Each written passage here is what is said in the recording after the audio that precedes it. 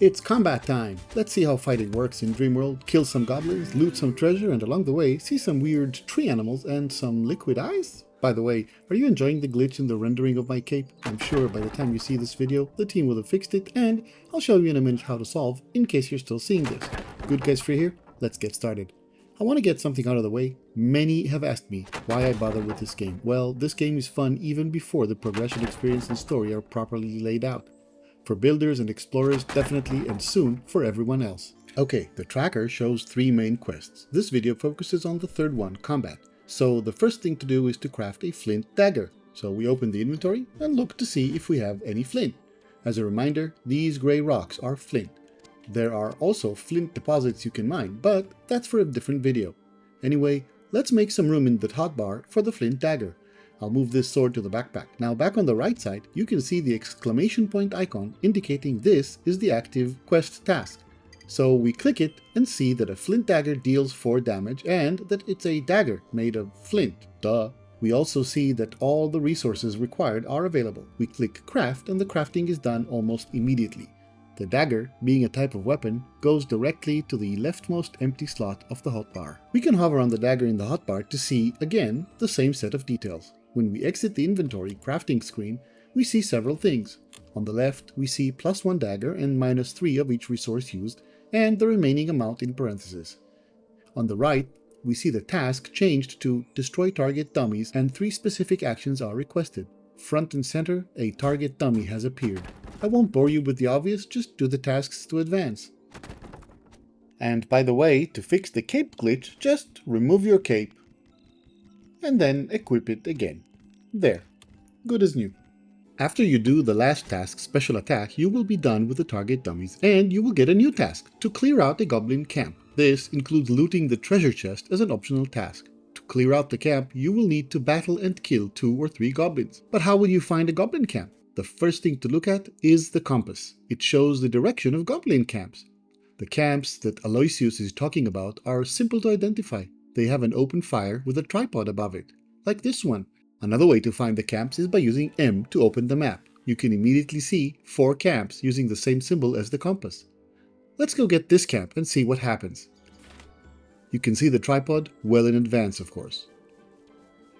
One of the island goblins is right there with his back to me. Big mistake. Backstab. Behind. There we go. And the chest magically appears. But now my inventory is so full, I can't loot the chest. If I try, the content gets taken out and falls to the ground. It will stay there for a while, but don't count on it staying. It's not forever. So I went aside, built my own chest, and offloaded some of my stuff into it. Then we go back and loot the goblins. Ooh, this one has a health potion. Nice.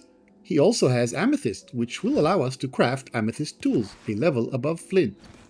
Let's loot the other goblin and then put the potion in an empty hotbar slot.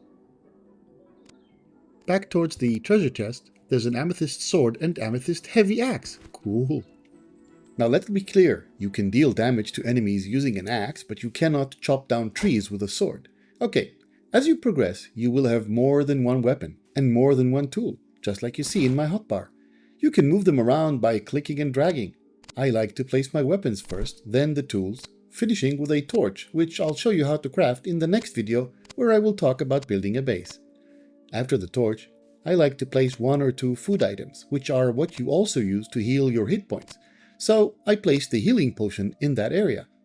I'll explain how this works in a minute. In this case, you can see the watering can after the food, and I have 2 spare slots. To quickly select a slot, you press the keys. 1 for the flint dagger, 2 for the amethyst sword, 3 for the axe, etc. Notice the little horizontal green-gray bar at the bottom of the slots. This indicates how worn out or used up that item is. Of course, higher grade items wear out more slowly. This culminates in a set of crystal items, but you already saw those before when I showed the items left from my previous playthrough. After selecting a consumable item on the hotbar, hold down the right mouse button to consume it. The effects are quick and differ from item to item. Some foods have lasting effects, especially true of some potions. When an item has such a lasting effect, you will see an indication above the left side of the compass. Using magic is also done in the same way. You equip the spell in the hotbar, aim, and left-click for primary attack, Right-click for secondary attack.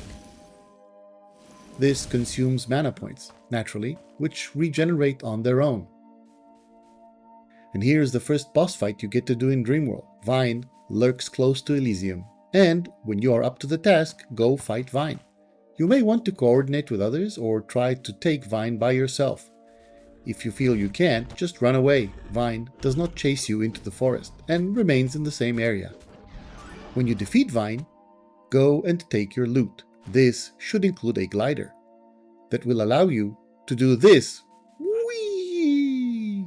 Let's go exploring the real world below. Did I just say that out loud? Alright, wait a sec. Back up here a bit. Let's first learn how to build a basic base.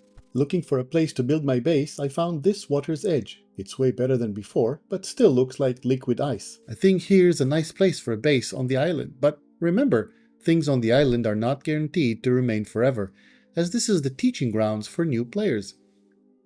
The next video in the series will basically cover the very basics of base building. Yes, that was intentional, basically. And a bit about exploring the world below. I hope you found this useful. If so, please hit like and consider subscribing. GoodGuysFree here, and I'll see you again soon.